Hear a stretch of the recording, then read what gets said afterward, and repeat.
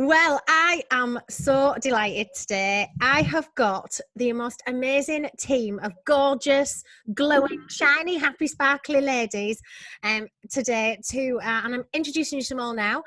These ladies are from the Holistic Academy Network, or HAN, as it's lovingly known as. Welcome to Radio Shields, ladies. It's so good to have you all here. I've never interviewed so many people at once, so it's like super exciting for me. And tell us a little bit, Helen, about the Holistic Academy Network, because you're the co-founder of the Holistic Academy Network. You're a TEDx speaker as well, and you run the Blossom Academy, which is a children's kind of mental well-being, emotional well-being, yoga, mindfulness, meditation stuff.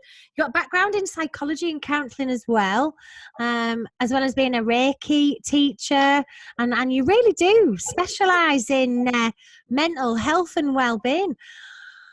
Thank you for coming on the show. Tell us about the Holistic Academy Network. Thanks for having us, Amanda. We are so excited to be here too.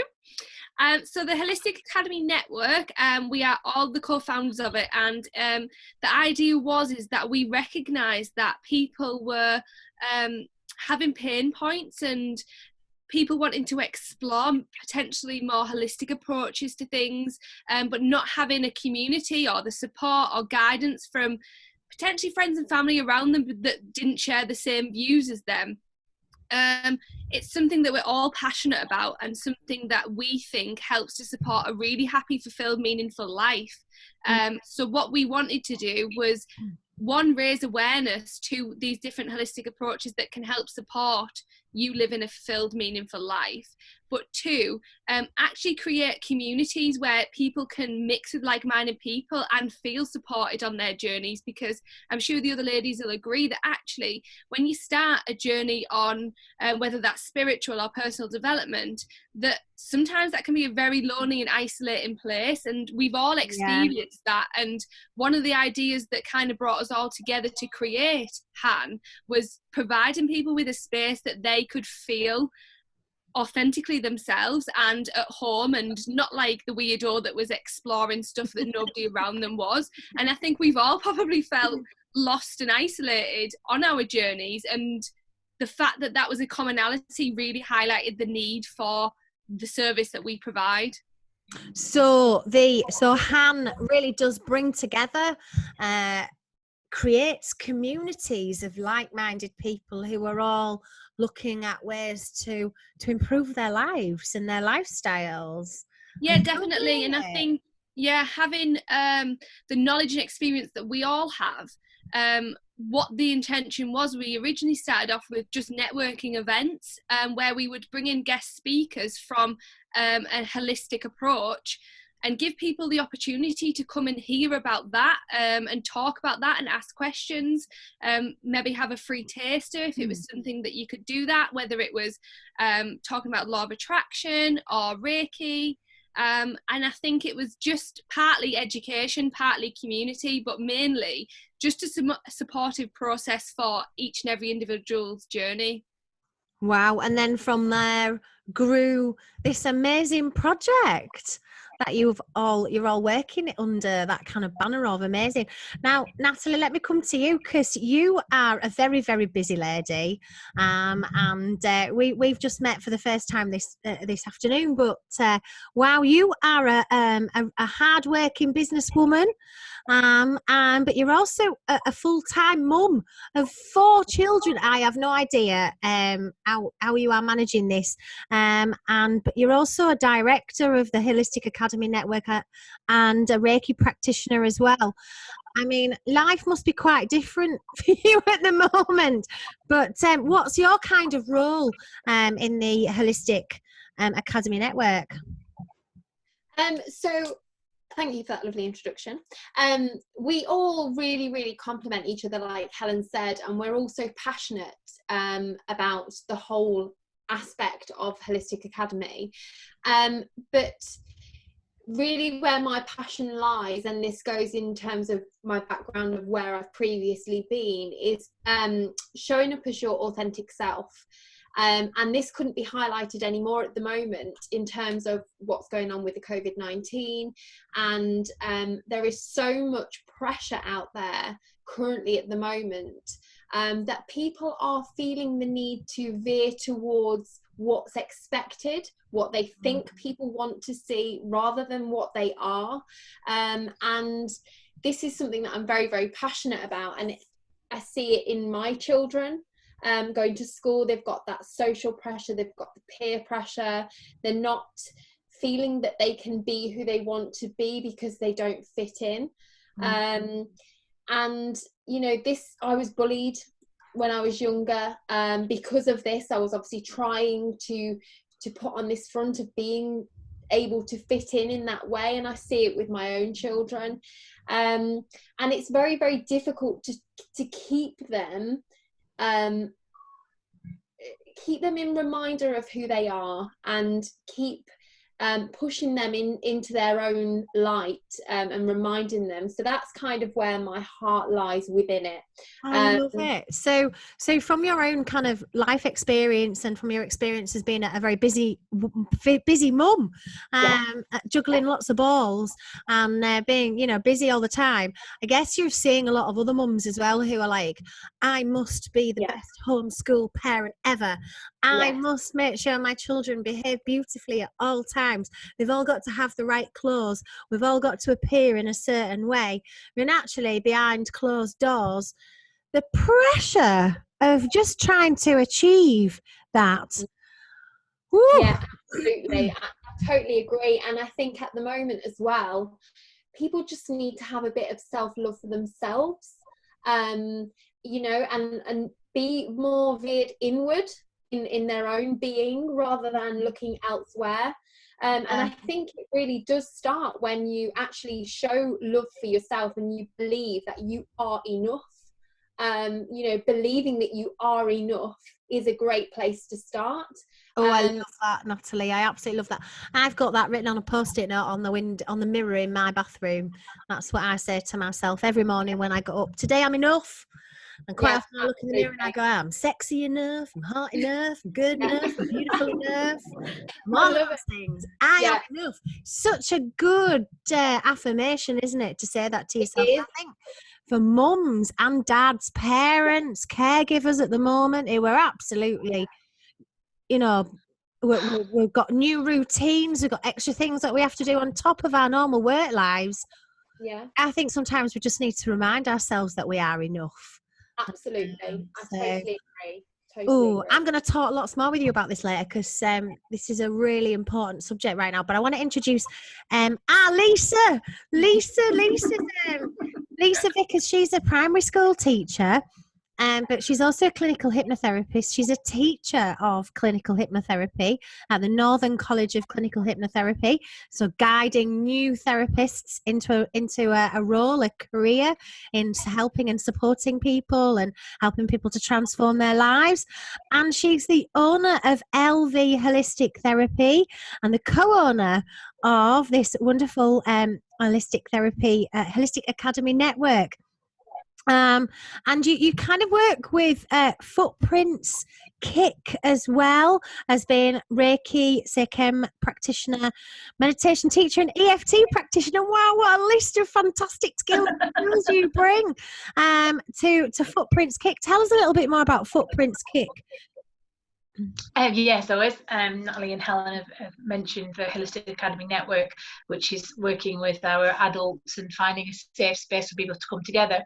Our other business is the Hand Footprints Kick, and that's very much centred around being the supporting and helping hand of families.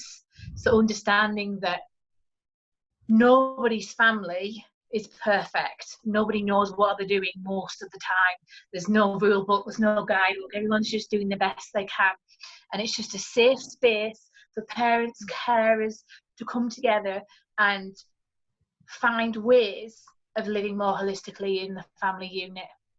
So finding meditation that the children can do and the adults can do and do together as a family, knowing how important the mind, body and spirit is, and how food comes into that. You have to eat right to nurture your mind. Your gut plays just as much a part of how you feel and how your brain works as anything else. So over the last month, because it's been a month now, we've been over a month that we've been kind of locked down, hasn't it? You know, it has been a time for us to go in and reflect and sort of really assess our lives and look at our lifestyles. And it's a tough time we're all having, but it can also be an opportunity, can't it, to tweak what we're eating, to tweak how we're living, to add in some meditation, some movement, some yoga, some of these amazing things that you support.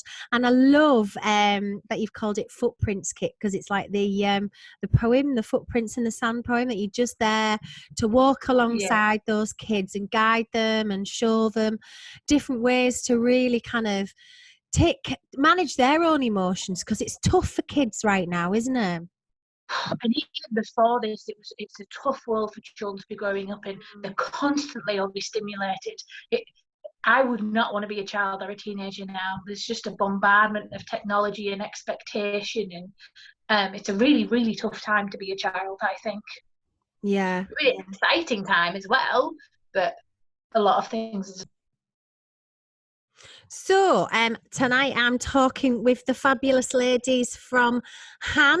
Let me get that name right. It's the Holistic Academy Network, and they do some amazing work supporting mums, dads, families, everyone really, and bringing together like-minded people and guiding them and supporting them in self-development, in growth, spiritual growth, and really supporting young ones, in particular kids, with their Kicks and their Footprints Kids project, to feel better and manage their emotions. And Natalie, we were talking before a little bit about the importance of being your authentic self, and how particularly, I mean, all the time we're like this. We kind of live in this kind of fabulous world of Instagram where we're all dressed in perfect clothes. We've got our kids are all perfectly well behaved, and we've got the perfect job and the perfect husband and the perfect car and the perfect everything. And then we set these unreachable, impossible, unattainable goals of how we present to the world, how we live. But then behind closed doors, we can often be like just crumbling and feeling absolutely dreadful. And this is your passion, isn't it? This is the area that you work in. Yeah, it is. And it's an area that I'm passionate about, because I've been in that rat race. I'm coming from a personal experience of being under pressure, feeling, like I have to show up as this person, feeling like I've got to be the perfect this, the perfect that, the perfect this. And it's a very, very lonely, isolating place. And if we are, advocates for mental health, well-being, why would we not be an advocate for this? Because it actually, if you are spiraling down that route of trying to set yourself these goals and trying to achieve them and failing miserably, that actually aids, how lonely, how isolated, how miserable, and obviously adds to anxiety and stress anyway. And it's something that I am very, very passionate about, because again, like I said earlier, I see it so much. I see it more and more every day within children, and in parents as well. Parents strive to be the best of the best. So I'm obviously a clinical hypnotherapist. I teach hypnotherapy as well, but I really specialise in supporting women through pregnancy. I work with natural fertility. I work using hypnobirthing techniques, supporting women to have a happy, positive pregnancy and lovely birth. And I've also added to that just recently to support women postnatally afterwards as well. And what I was finding that, particularly mums who are quite sort of health and well-being conscious, they go into like study overload, and like, how many manuals are there out there on how to be a perfect parent? There's manuals on how to dress your kids, how to feed your kids, how to educate your kids, what age they should be doing certain things, like why is my child not sitting up yet whilst yours, mine's still crawling, rashes and skin bumps and food allergies, and whoa, it's like an absolute minefield. And like, I've seen mums literally studying like they're going to be taking exams to become a doctor or something, immersing themselves in YouTube videos, reading every article they can get, and then just feeling so useless because they don't feel like they're able to do their job properly, and that kind of feeling of complete uselessness, that really out of control, disempowered state, then can lead to other things. And I've seen it lead to things like postnatal depression, and then we've got serious issues on our hands. And culturally, I don't believe, this is my personal opinion, that culturally I don't think we really care very well for women postnatally. It's like we prepare for our birth like a military precision operation, then right, you've had your baby, go home now, bye. And it's such a massive transformation in terms of the impact on your life, and then you've got to do all that perfectly. It's an impossible task, isn't it? It absolutely is. And I think there's something massive that in all of that you miss out on so much, and that's living presently in that moment. You will never ever get that time back, so spending all that energy on reading this, that and the other, and trying to be the best of the best, you're missing out on the biggest part, which is being present, and that will emotionally aid you and the baby, and that's the biggest thing that you just won't get back. So I can't stress enough to put that manual down and to step away from all the books and things that you're trying to read to do this and do that, because it just actually will not help. It will spiral you into a situation that you will struggle to get out of, because you're always constantly striving for that perfection, and it's just not there. And every parent is different, every parenting style is different, every baby is different, every child is different, and I think your experience, your wisdom, your inner knowledge that that we have, the things we learn from our parents, either things we want to do or things we don't want to do, I think those are the things that we can tap into. And if we need medical advice, if we need support, we've got midwives, we've got health visitors, there's a lot of support groups out there, and there's you guys too. If you are struggling, do reach out to these guys. I'm going to put all their contact details on our Facebook page, but reach out to these guys and be your authentic self, and set some realistic objectives. Everybody also that are in line with who you are as well. That's the crucial thing. It's okay setting objectives and goals, providing that they are in line with you and who you really are, because there's no point setting a goal that actually is made for somebody else, and that falls in line with them, because you're just setting yourself up for. So tonight I'm talking to the fabulous ladies who run this amazing centre called the Holistic Academy Network. They really do an amazing job of supporting families and bringing these absolute gems of wisdom, knowledge, wonderful techniques to really support yourselves and your families, and really good at this time. We really need it at this time, don't we, Helen? This is a tough time for us right now. Yeah, definitely. I think it's a period where I don't think we realise it consciously, but we're all going through a traumatic period, and I think on the back end of this we're all going to need to be nurtured in a whole new way. For me, I think the main thing right now is for everyone just to be kind to themselves. Like you were saying to Natalie about people comparing, I think that applies to adults as well. It really is everybody, isn't it? Yeah. We're all doing our best. and we do tend to look to others to see what that best should look like, and then sometimes my best doesn't look quite the same as someone else's best. And it's tough, isn't it? We do the best that we can with the resources that we've got. Your background, Helen, is fascinating. So you were a TEDx speaker, but you've also got a background in psychology and counselling, as well as meditation and Reiki. And obviously you're a co-founder of this Kick, the project that you're working on that supports families. And we were actually chatting a little bit before the interview, weren't we, about the absolute importance of being kind to ourselves. What do you mean by being kind to yourself? Tell me a little bit more about that. I think whether we're aware of it or not, we all have such a critic living in our mind that is so harsh on everything that we do. We're so judgmental of ourselves. And we talk to ourselves in a way that we wouldn't dream of speaking to our friends.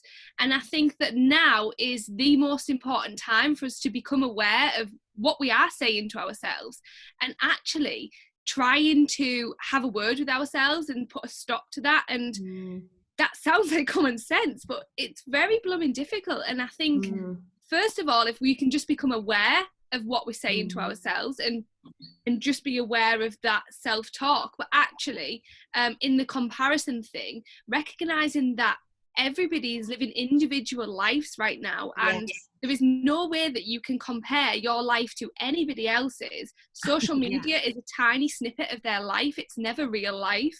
And actually when we're doing that, we're just being so harsh on ourselves, because we're just looking for how wonderful that person's homeschooling, or wow, they've got a qualification in the 4 weeks that we've been off, and I've just managed to get out of bed every day and not be anxious ridden.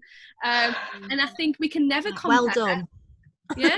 Well done. You got up today and washed your face. That was and that's an achievement. If that is an achievement for you, pat yourself on the back. Stop looking for the fact that you haven't managed to get a blooming degree in 4 weeks while you're off, or whatever all these multimillionaires are portraying on social. They're all pivoting. If somebody says pivot one more time, pivot your business, pivoting.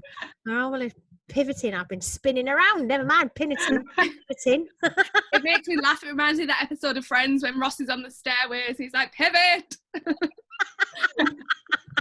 I love it. One of the techniques that I teach my clients, which I'm sure you probably use this one as well, is when you catch yourself doing that critical inner voice. You know, when you look in the mirror in the morning, you go, oh my God, look at the bags under my eyes. Oh, I've not slept very well. Oh my goodness, I've got all this stuff I need to do today and I really can't be bothered to do any of it. So I'm going to have an extra coffee this morning. Just beat myself up a little bit because I'm not feeling motivated as much as I should. You know, like when we catch ourselves slipping into those negative thoughts, I just get my clients to say stop and just pause, and then I get them to think about something that they're doing that's good. And if that good thing is, today I'm going to choose to sit on the sofa and watch Mary Poppins, because that's one of my favourite movies. You've got to love a bit of Mary. We love Mary. Then, you know, that's an act of self-care, isn't it? It's an act of self-care. That's being kind to yourself. And I don't know about you, but if I've watched Mary Poppins, I'm definitely in a better frame of mind, which means I can be nicer to other people. I don't know, like if we're going down the comparison route, she cleans up pretty quick. I'm not up to that standard. I just want a handbag. Yeah, you're absolutely spot on. And I think my method that I use for myself is very similar. So I am big on gratitude, and I've done lots of scientific research on it. And I always try to change every single negative scenario. I change a perspective into a perspective of gratitude. And with the bags under my eyes, I just think, wow, I'm just grateful that I've got sight, I've got blooming skin, I can walk, I've got air in my lungs this morning, and I just think I can't ever feel down when I'm feeling grateful. And for me, that's just an amazing technique for anybody. It is impossible, isn't it, to have a positive and a negative thought in your head at the same time. And gratitude is like the superpower, the superhero of positive emotions, and it just enables us to really like wash out, flush out those negative emotions. So if you catch yourself being negative, or if you catch that little critical voice saying that you're not good enough or you're not doing things well enough, tell yourself to stop, and then bring something to your mind that you're grateful for. That's a wonderful, powerful technique. I love it, love it, love it. And you know, I did a little bit of training out in Thailand, and I had a fabulous teacher called Somnuk, Master Somnuk Punter. I'll never forget him. And he was a big gratitude fan. You would have loved him. He was the most amazing man.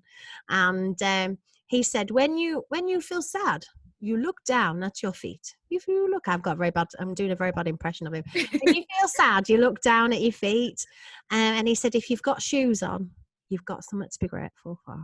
And I just was like, whoa, you know, we've all got things to be grateful for. It don't have to be a great big massive thing, does it? It doesn't have to be a sparkly shiny car or a great big house or fabulous job or a wonderful holiday. It can just be that drawing of a rainbow that your kid did. It can be the fact that they gave you a big sloppy kiss on your forehead this morning when you were wishing that you were still asleep. It can be just the smallest of things. I'm really grateful for my neighbour's dog at the minute, because I've been alone now for over a month, and that dog is the nicest company and the best at cuddles ever, and I love it. And it's just this kind of little fluffy furball that, you know, scratches at my back door from time to time, and it's a, you know, just a little thing, but you can be so grateful for these little things, can't you? The power of gratitude, the power of, it's a very special thing. of I think kindness, self-care, especially in the time that we're in right now. What I think is highlighting the simple things that we can be grateful for, like oxygen, like when the sun shines, and that absolutely fills me up with gratitude.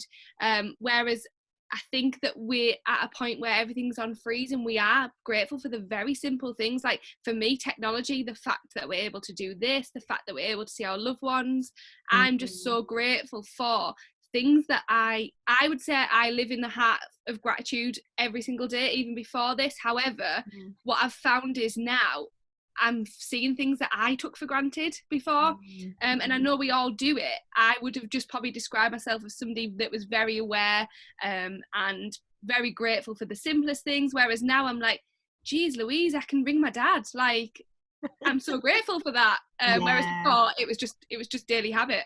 Yeah. Oh, Helen, I feel happy and jolly and tingly and joyful just chatting with you. I can, your positivity like radiates out. Lisa, you're amazing. I don't know how you have time to do all the things that you do, but you're a primary school teacher, a clinical hypnotherapist, a teacher of clinical hypnotherapy.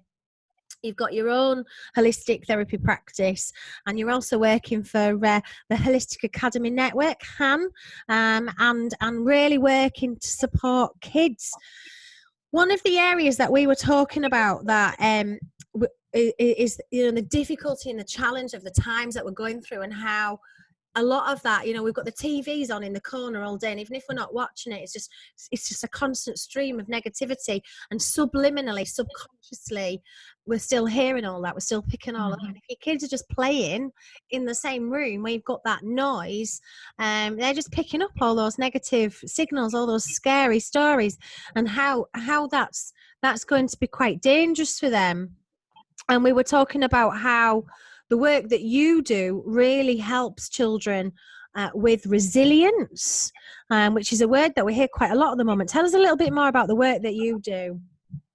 Yeah, so in the classroom, I try and create a holistic environment. I'm very much into holistic therapies, which is why I have the side businesses that I do. A little bit of a hippie at heart, very much so. I think being barefoot as much as possible is really important to get our feet on the ground and get the earth's energy.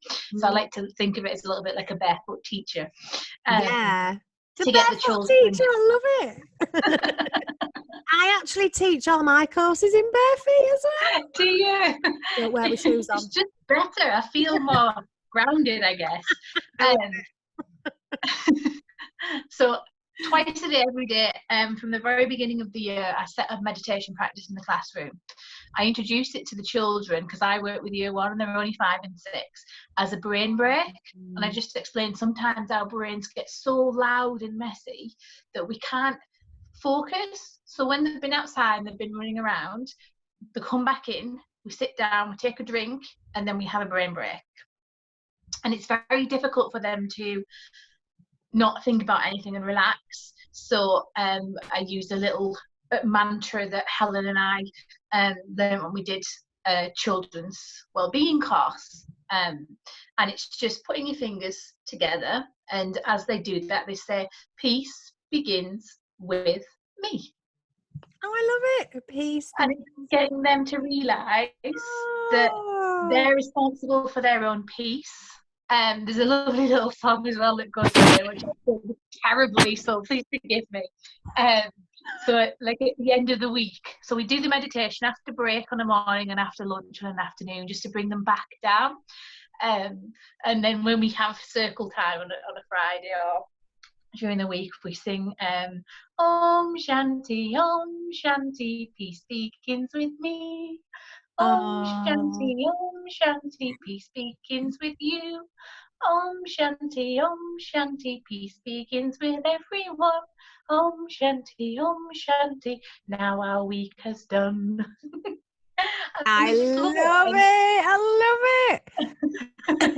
And Om Shanti is one of my favourite mantras that I sing as well. I'm a big fan of singing. Sing in the bath, sing in the shower, sing in the kitchen. I just walk around singing all the time. And sometimes I find that if my head's quite busy and I want to sit down and meditate, that sometimes I'll find it quite hard to get into that meditative space. So I use Om Shanti to focus on peace and to bring those feelings of peace. I love that you brought it into the classroom for kids. That's magic. Absolute magic.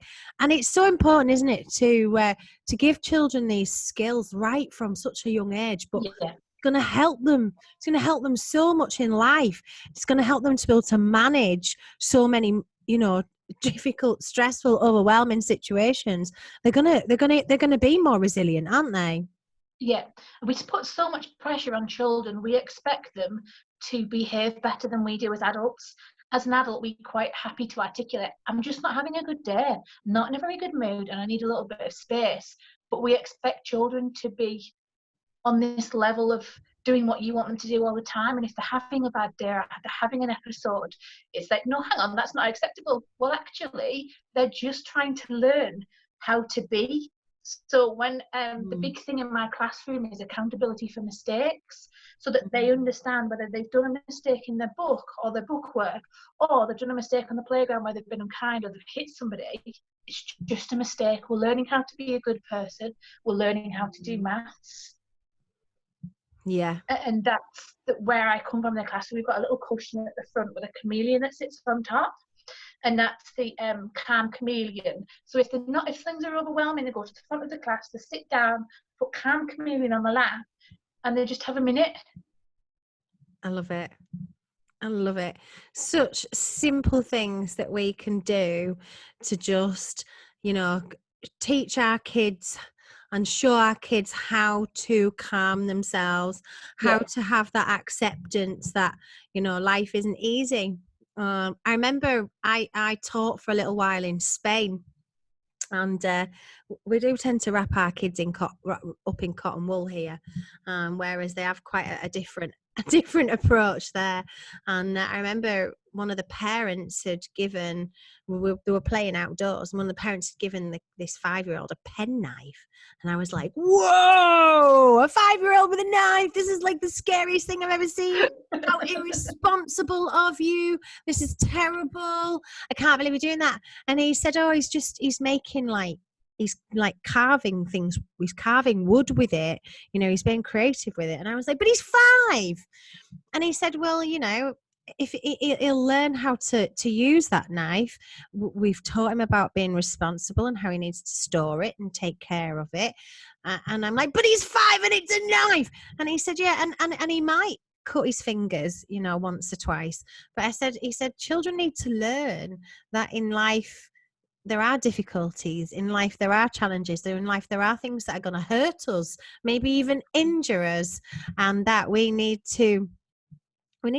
kids need to be able to understand and manage those situations. And I was like, whoa, okay. Yeah. Still not sure about giving a 5-year-old a knife, like, but but it was a real shocker to me, because I'd just arrived from the UK, where we can't even take a kid to the toilet anymore by ourselves, and in a school setting, because of safeguarding and being careful and cautious. And I totally like that we have those things in place, but to go from such a health and safety, restrictive environment in the UK to this, everyone's wandering around and kids have got knives. I was like, whoa. Really, really different. Maybe not a good example with the knife, but it woke me up to the fact that we do need to teach our kids how to manage. We do need to teach our kids that life isn't easy, that there are ups and downs, and these tools and these techniques that you impart, you share with the families and people and groups that you work with are so valuable, and bring about resilience, but also bring about accountability as well. Yeah, 100%. Like I say, the children in class are only 5 and 6, but they're very much accountable for their own learning. I will say to them, can I make you learn? If I stand here and I teach you everything I know, I can make it as exciting as I want, but can I make you listen? They say, nope, we're in charge of that. So they know that if they choose to tune out of what I'm saying, they miss that.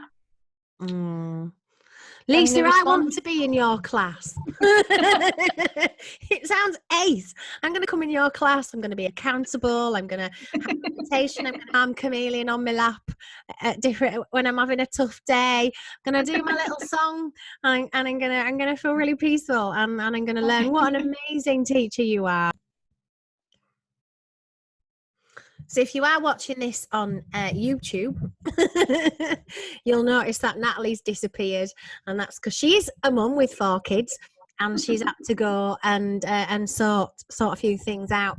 But Lisa's going to lead us in a beautiful relaxation meditation. So wherever you are, whether you're watching us on YouTube or whether you're listening on the radio or you're listening on the podcast, just get yourself comfortable on the sofa or wherever you might be. Sit sat down or get lying down, get comfortable, and just enjoy the soothing sounds of Lisa's voice. It's all yours, Lisa. Take it away. Thank you very much. Yeah, as Amanda just said, just get yourself in a comfortable position. I always say try and make sure your head's supported, because once you get very relaxed, you don't want your head bobbing around. And try not to cross anything. It just helps with energy flow, and it helps with making sure when you come out the other side, you're not feeling stiff anywhere. I always say first have a little wriggle. Whatever you're doing, have a little wriggle just to see if where you're sitting feels right. The most important thing when it comes to meditation is don't use it as a way to put pressure on yourself. If halfway through you need to move. It's absolutely fine. The most important thing is about feeling comfortable.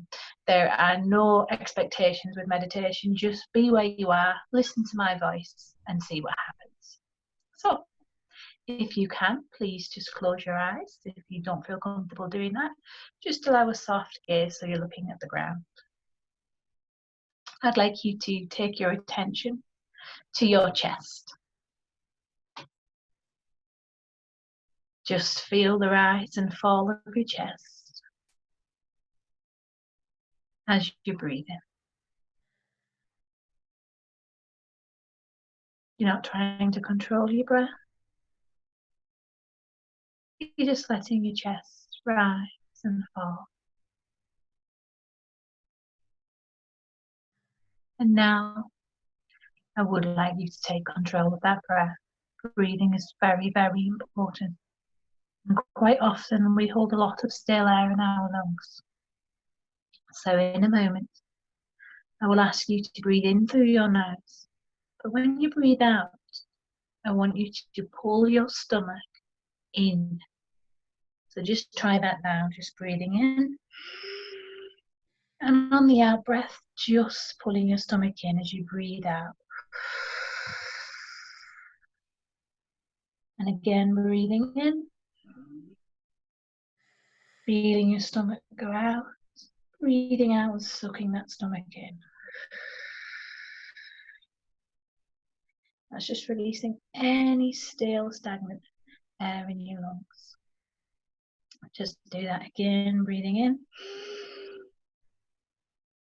Pull in the stomach as you breathe out. And now, just let your breathing fall into its natural rhythm.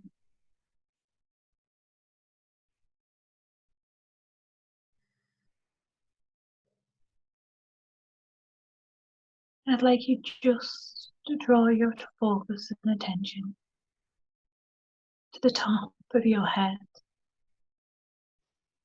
I'd like you to imagine a light of any colour, a colour that says to you, calm,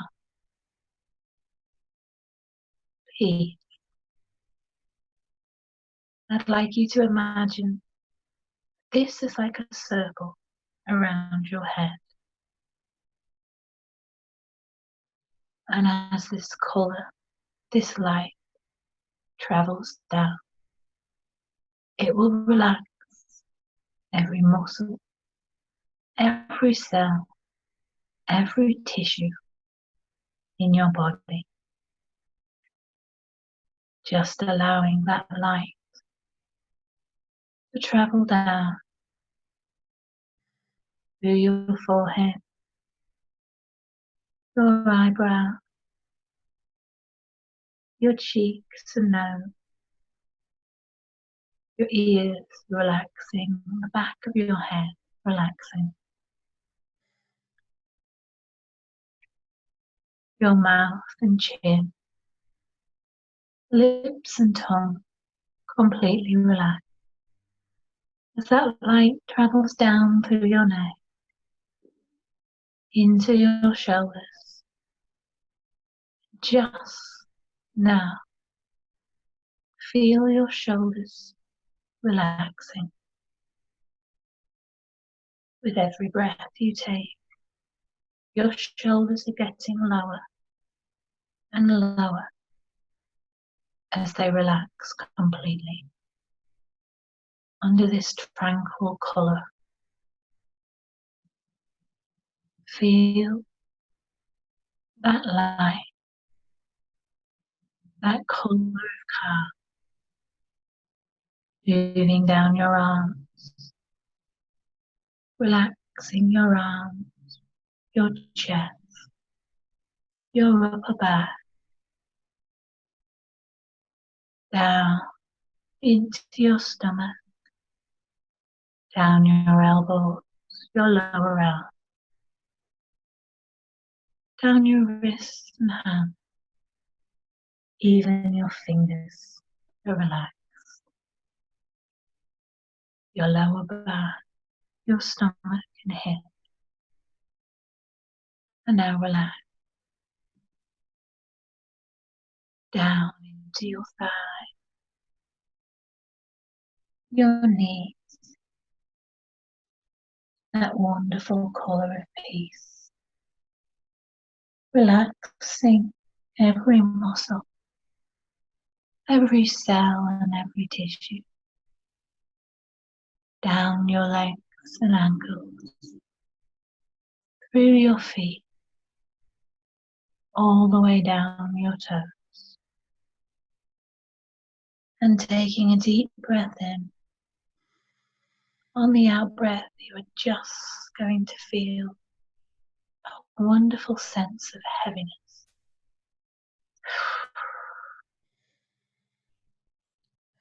And relaxation.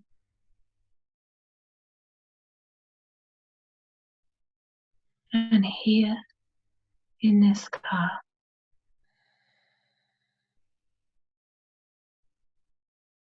you're able to feel the sensation of your breath. Any noises around. You are filled with a deep inner calm, knowing that right now in this moment. Everything is okay. Everything is exactly as it should be. And while you're there and relaxed, I'd like you to allow your mind to wander. Allow your mind to create a picture of you in a field or on the beach, somewhere where you can be barefoot and feel your feet on the ground, enjoying that deep connection with the earth.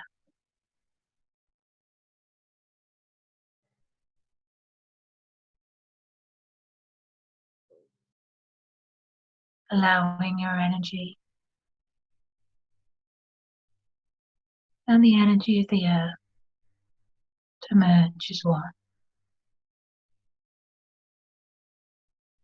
I'm going to leave you there just for a moment, enjoying that sensation.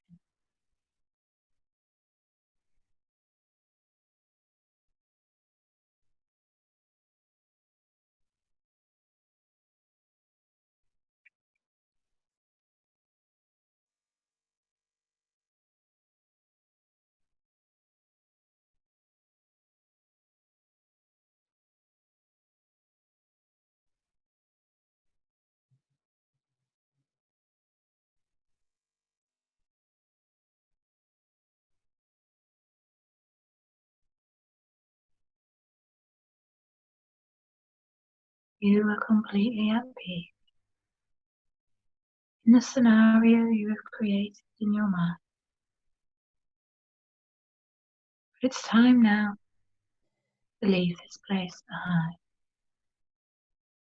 and return your attention once again to your body. Feeling your body again,